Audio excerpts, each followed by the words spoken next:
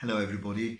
John Herschel was one of the 19th century's great polymaths who made important discoveries in the field of astronomy, but also advanced considerably the field of photography.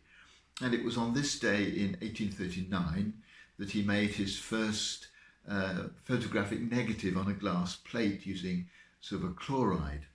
Very complicated process compared with the ease with which we can make photographs. But photography, and it was he who invented the word, photography has given enormous pleasure to huge numbers of people over the decades since then, not least now that we can take photographs digitally almost anywhere at any time with our phones. I read recently an article and I recommend you have a look at my comment because the source is a very valuable one in many fields. I read an article which suggested that we need to look carefully at the language we use about photography because we tend to talk about taking photographs, about going out and finding something to capture in our picture.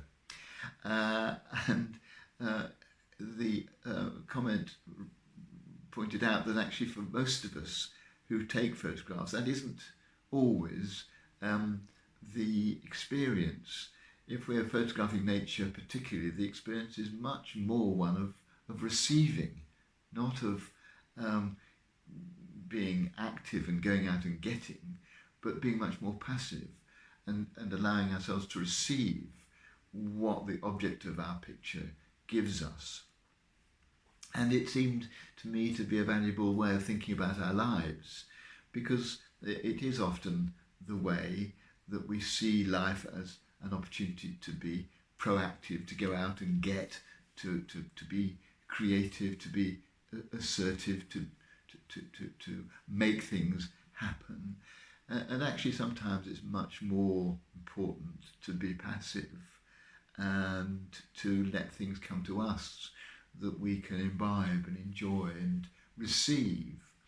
Clearly life is a balance between these two things. We need both, of course. But I think sometimes the time spent just receiving, just looking, just listening, just trying to be aware of ourselves and the world around us, that tends to get pushed on one side because of the pressures of our busy lives. And so today I think it's worth remembering to do that. But it's also important, not just for our own well-being, but because it reflects an attitude to the natural world if we're all the time going out and taking it.